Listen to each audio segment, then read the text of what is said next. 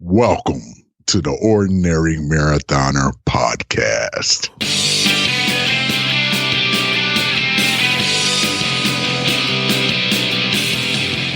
Hello and welcome to the Ordinary Marathoner Podcast. My name is Coach Scott. I'll be your host today. It is Tuesday, March 24th. Guys, I got a great show for you today. I got a great guest. Going to bring him on in just a moment.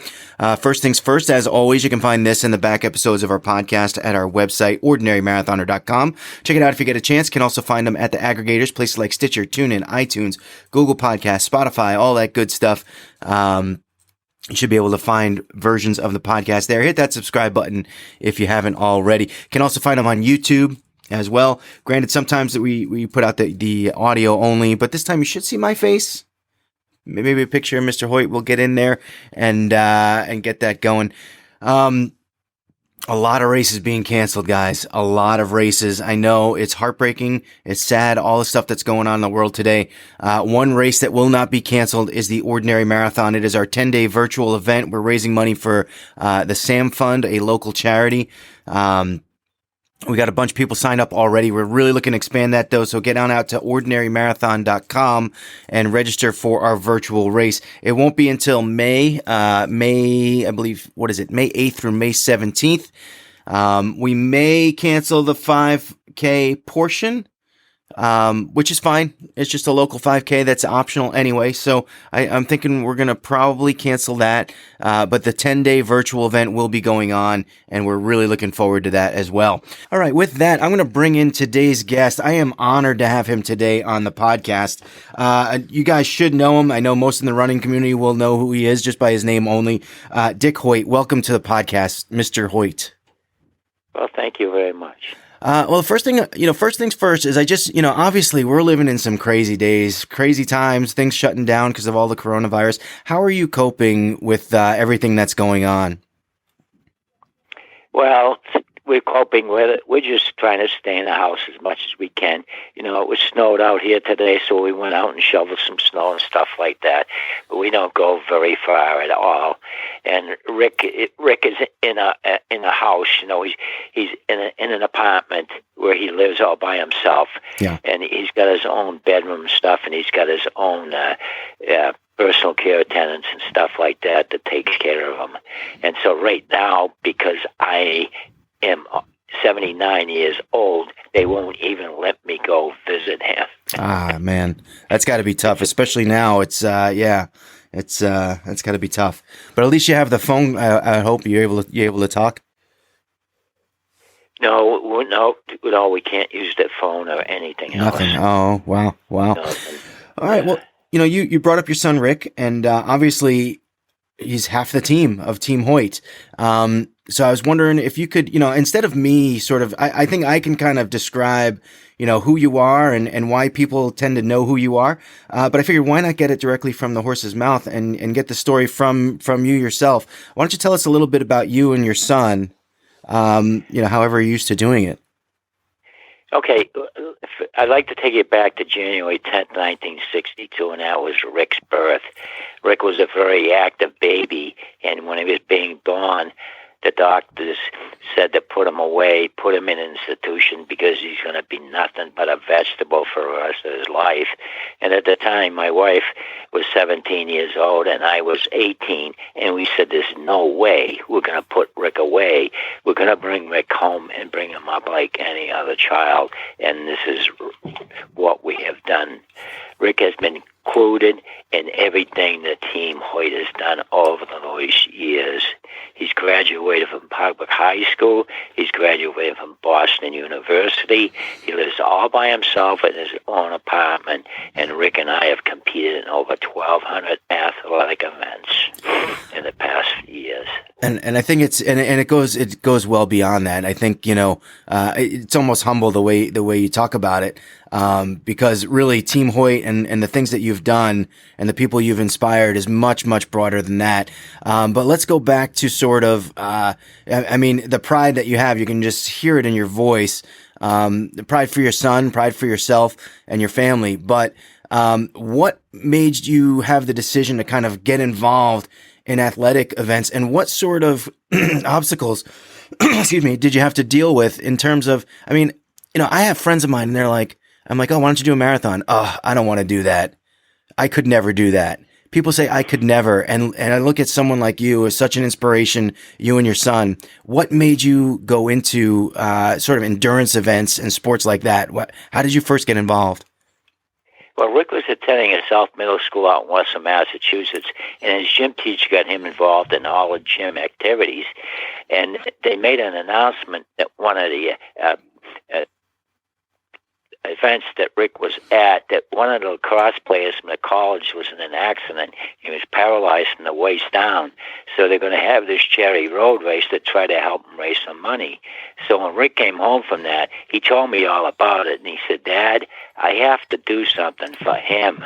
I want to let him know that life goes on even though he's paralyzed. I want to run the race.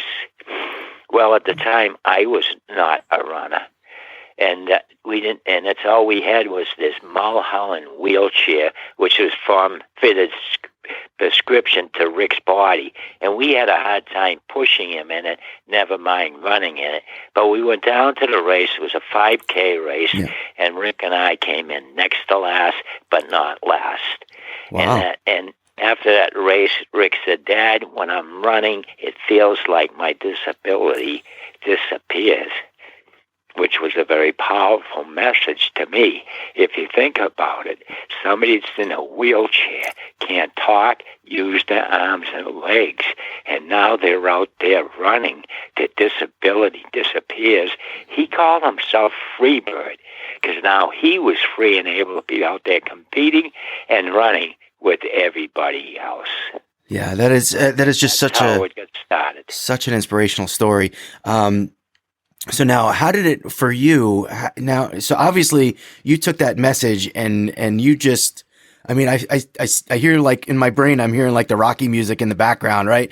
Like you must have just started training. Like, I mean, cause you see the events that you've done, you see all the athletic events and the medals you've won, and obviously iconic pictures of you and Rick crossing finishing lines at Ironman races and just tremendous races that, I mean, you could have never pictured yourself doing at that first 5K. So how did that develop over time from 5K in a wheelchair that you could hardly push because it's so heavy to cross? I mean, it's obviously a long story that I'm asking you to put in a short period of time, but how did that build so much? Well, Rick was attending a South Middle School, and then, I went out, and after that first race, Rick and I went up to Crotched Mountain in New Hampshire. We met an engineer up there, and we told him what we wanted for a chair. And he built us what we call a running chair. And we took that chair over to our first what we call official race, which was over in Springfield, Massachusetts. And it was a 10K race. When we got over there, nobody wanted to come near us, and nobody wanted to talk to us because they didn't think we belonged in the race. Oh, man. So Rick and I went down to the race, and we started the race, and we had a really good time. And so after that, Rick and I would go to a different town and a different city and run. And finally, people started coming up to us and talking to us, and they could see that Rick had a personality and a sense of humor, and he loved to be in the middle of everybody else. So our next goal was to run the Boston Marathon. So we applied to the Boston Marathon Association, and they turned us down. They said, no, you can't run with us because you're different than anybody else. But the Boston Marathon has a wheelchair division, so we applied through them. And they said, no, you're different than us. You can't run in the marathon. But what they did say is, if you want to, you can line up behind us and run. And that's what we did. We ran in that first marathon, and we did that marathon in 3 hours and 15 minutes. Wow. Yeah, see, I've heard stories about you that you are just an incredible runner with or without the wheelchair. And one of the questions that I've actually heard you ask this before, so I know the answer, but, running 3 hours and 15 minutes while pushing a wheelchair. I mean, I push my daughter's stroller and she weighs nothing. So pushing a heavier man through an entire marathon and finishing in 3 hours and 15 minutes, it seems like if you didn't have the wheelchair, you would be competitive, at least within your age group. Did you ever think, and I know, I only asked you this because obviously I know the answer, but did you ever think of just trying to run a marathon on your own just to see how competitive you are? Or has it always just been Team Hoyt is Team Hoyt and it's you and Rick and that's it, or what? No, that's true. No, it's just Rick and I and Team Hoyt. But now we got 10 different states in the United States that got Team Hoyts all over, and it's getting bigger and bigger, and it's growing. It's just unbelievable what's going on. Yeah, and you guys set, you set the mark for doing what you do. You mentioned Springfield, Massachusetts earlier, and I live one town over in East Longmeadow, Massachusetts. I run in Forest Park. If you ran in Springfield, I'm thinking you've probably run in Forest Park yourself. And I've seen we have a local guy who runs. I believe he's Team Hoyt. I honestly don't know his name, but I've passed him plenty of times on the streets, pushing his son in a wheelchair just like yours. And I wonder, how many people are part of Team Hoyt. I mean, obviously, I know you guys. We had Brent and Kyle Pease come on, and I don't know if you're familiar with them, but they've done Ironman races together, and we had them on the podcast maybe 2 months ago. What an amazing story there. So not only, have you sort of blazed the trail for you and Rick, but you have opened up this world to people who probably never thought that this was a possibility for them. And how does that make you feel? That makes me feel awesome, because now people can see that people with disabilities can get involved in running, with their families. And like I just got through saying, there's a lot of families out there now, and we get together, and we're just racing all the time throughout the summer, and it's getting bigger. Matter of fact, I got a call from Russia, and they want to start a Team Hoyt over there. And they wanted Rick and I to come over there to run in a race and do speaking engagements, because now we have Team Hoyt running chairs. Wow. And so now everybody's looking at that so that they can get going out there too. Right. And I think, if I recall, and this is kind of going off the top of my head, but I feel like there was someone in Kona, Hawaii that did, that they didn't have the same setup as you guys. Maybe the bike was different, and it was really hard for the guy to do the bike, carrying his son. And I think he's gotten a new bike in there. And so it's just people all over the place. Again, and it's like, it like, even with Brent and Kyle Pease, like it opens them up to a new world that they never really, you would, like you said, they were going to tell you to put your son in a home, and now instead he's crossing the finish line at Ironman. You got to be really proud about that. Yes, definitely is. And, we've done Ironmans in Canada, we've done them in Germany, we've done them in Japan, we're down to El Salvador. We've been all over the world competing in races, and it's just Rick and I out there competing. And now we're affecting people from all over the world so that they can see that they can actually get out there and compete with the sons. Yeah, so let me ask you this question, because I asked this to Brent and Kyle, and it was kind of an interesting answer. Obviously, and sort of back to that, whether or not you would be able to compete by yourself versus with Rick. But on that kind of note, people watch you compete, and they watch you do these events, pushing the chair, having your son on the bike and pulling the raft in the water, all these things. And people think Dick's doing all the work. He's doing all, wow, he's such a great athlete. But in reality, and I don't know if you find this too, this is a challenge for your son as well, because he just doesn't have that same base fitness, as you have. Obviously, he can't get out and push the cart himself, or he would. But do you find that your son gets sort of athletic benefits, or at least is challenged by these races in the same way to some degree as you are? Well, there's no doubt about that, because I can remember the first time that we were out in Hawaii doing the Ironman triathlon, and we were out there biking, and this helicopter came down, and they were taking a video of us, and at the time, I was giving Rick a drink Well, the helicopter put it all over Rick's face and clothes. So he had to sit there for the whole bike and the whole run and all that. But boy, when he went across that finish line, he had the biggest smile you ever saw in your life. And that makes it worth it for you. Oh, unbelievable. But he loves the sport. He loves to be out there just like everybody else. And now all these other runners are coming to Boston, and they will be running the Boston Marathon. I hope they won't cancel it. You know? Right. And I'm coaching a runner who's training for the Boston Marathon, and yeah, it's one of those crazy times where they postponed it to September, I believe, right? Was that official, or was that? No, that's official. Yes, they postponed. And I hope they don't change it. Right. And I give them credit for not canceling it and just postponing it. Yeah, I mean, and that's no weekend picnic to plan. That's a huge event, and something that, in order to reschedule and postpone, people canceling hotels, all that good stuff, is incredible. How close are you with the people in Boston Athletic Association? When it first started, we weren't. But now they love Team Hoyt. As a matter of fact, there's some talk about Team Hoyt joining the Boston Marathon. And as a matter of fact, this year we are having a daughter push her mother in the Boston Marathon for the first time ever. And wow. She is part of Team Hoyt.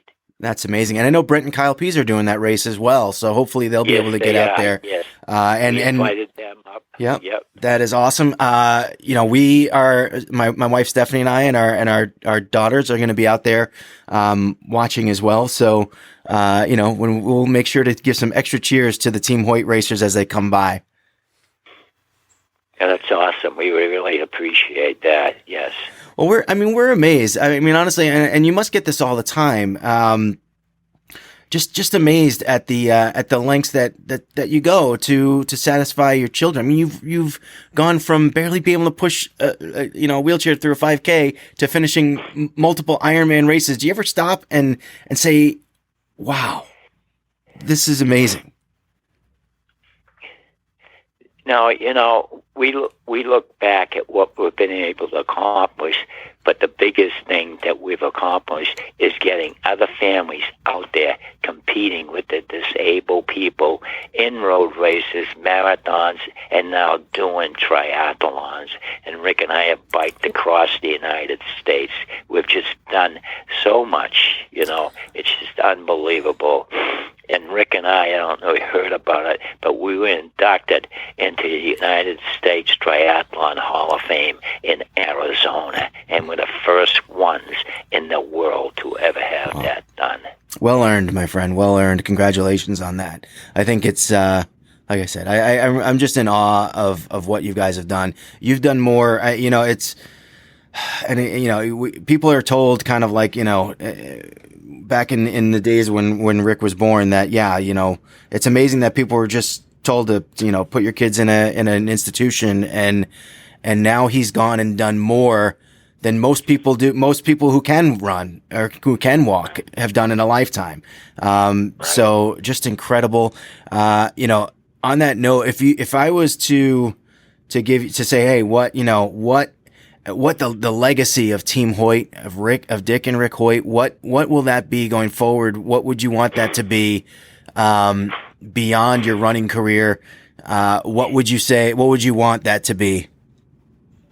I just would like to have other families throughout the world to get involved with the disabled children and be able to go out and run with them.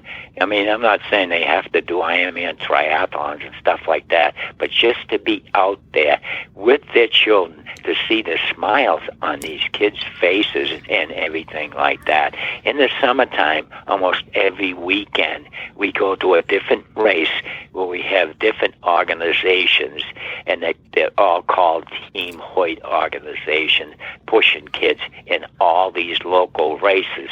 And at first, nobody wanted anything to do with us, but now they want all of us to be there, and they want us to start the races. It's just incredible and totally earned. And it's amazing the impression that you've made on the world. Now, I got to tell you, Dick, is, I when I found out you were coming on the podcast, my friend Scott Fassard set this up. I got to thank him. But when I heard you, I contacted a few of my friends because I was like, hey, what's a good question for Dick Hoyt? And they all, anyone in the running community has heard, I hope he's doing okay. I heard he's having issues with your health. I just wanted to kind of look. I don't need any details if you don't want to give it. I just want to kind of throw it out there. How are you feeling? How are you doing? Because you mentioned going to Russia to run races and do all this stuff. Are you still running? How are you doing right now, Dick? Because I think a lot of people are concerned. Well, right now I'm not running. I went to the club and worked out one day, and I was driving home, and all of a sudden I fainted. And the car went off the road. I was in an accident. Yeah. But fortunately for me, the car rolled over, and I didn't get injured. And when I rolled over, I woke right up, and I was crawling through a car trying to open handles and stuff like that so I could get out. And then there was 3 girls that come by and helped me get out of the car. But right now I'm coming back strong, and I'm looking forward to start more competitions and stuff within the next couple of weeks. My heart doctors and all that, because I had to have my heart and all that stuff, and my whole chest was all cut open and everything else. So, you're ready to go in a couple of weeks, though. Nothing can't keep a good man down. All right. Well, we're looking forward to that. We're looking forward to the comeback. We're looking forward to seeing you out there. That's going to be. I feel like you're going to have to do some running on your own. Are you able to do that? Yeah. Without the wheelchairs, you feel like it's kind of interesting. Do you think having run with the chair for so long, is that almost your natural running form and style now? Having kind of like hold the arms up, or do you actually ever run by yourself on in training on your own? No, a lot of times when I'm home here in Holland, I go out and run on my own without the chair, because I like to do a lot of hill work and stuff like that, because the hill work is very important, especially when you're pushing people up a chair, because you get the weight of the chair and the weight of the person in the chair. And that's, I do take Rick out, and when I'm training and running with him, and do go up hills and stuff like that. But there's times I just like to be doing it by myself. Well, and I can't imagine like riding the bike up a hill. I've done Ironman Lake Placid. I've run New York City Marathon. I'm trying to think of like any iconic hills. Lake Placid is tough on the hills. I can't imagine doing it with someone else, pulling somebody else along with me. What if you were to take, obviously you mentioned that story with the helicopter, but was there any sort of hill or any kind of, obstacle in front of you during any race where you said, oh man, I've had enough. Like, this is just ridiculous. I think like that in a regular race, not pushing a chair. Have you ever had that thought, or you always just kind of push yourself through? Our message is, yes, you can. There isn't anything you can't do as long as you make up your mind to do it. And so you take that in the moment, like as you're going up the hill, you're like, you attack that thing? We don't let it bother us anymore.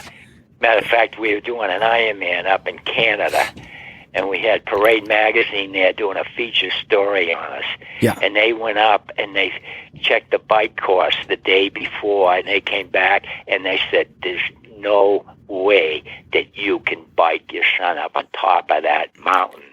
Guess what? It was the best bike we ever had. Really? Was that Mont Tremblant by any chance? What's that? Was that Ironman Mont Tremblant, or was it Ironman Canada? Ironman Canada. Yeah. Well, I don't know how the hills are there, but Mont Tremblant was pretty tough too. And look, I give it to you, Dick. I think I thank you from for myself and for, all the people that are out there and saying, oh, my son has a disability, my child has a disability, and just has to sit in the house all day and do nothing. You have opened up a world to people that is just absolutely, it's just incredible. I think you're a national treasure. I see some of the pictures of you guys crossing the finish line. I think they're iconic American pictures.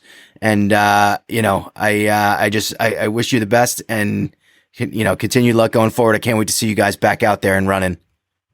We're really looking forward to it. Definitely. All right. Thanks. Yeah, go ahead. We just got to get rid of these next 2 or 3 weeks, and then we'll be out there again. Yeah, you need to breathe some of that coronavirus-free air and get out there. And hopefully, this honestly, I think. Yeah, you see basketball, NBA, and hockey and stuff like that getting canceled, and the Olympics obviously moving forward. But nothing, when you consider the volume of people who run, who do races, who do bike races, who congregate together and do group runs or group rides. This sport, in terms of scope, I think has this virus has affected our sport, I think, more than any other.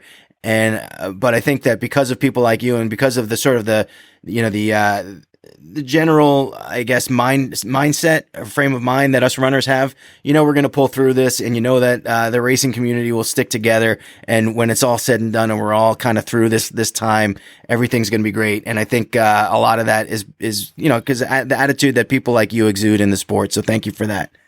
Right. Yeah, definitely. Yeah, we're really looking forward for all of this stuff to get over with so we can get out there and start competing again. And we're really looking forward to it. All right. Well, thank you so much for coming on the program, Dick. Thank you for having me. All right. Is there anything I missed? You know what? Before I let you go, Team Hoyt, do we have like websites and like Twitter accounts and stuff like that, places where people can go to learn more? Yeah, they can go to our website. Yep, teamhoyt.com or teamhoyt.org or something. Teamhoyt.com. Yeah, and there's quite a bit there. And we do have DVDs available, and we do have books available also. Excellent. I'm sure they're all worth it. These are very powerful. Yeah, definitely. The whole story is amazing. It's just incredible. So thank you again for coming on the show, Dick. All right, with that, we're going to wrap. You're welcome. We're going to wrap that up for today. And man, just totally my honor to have Dick Hoyt on the program. And we'll be back at you later on in the week with some more shows. And remember, every day is an ordinary day unless you make it extraordinary. So get after it.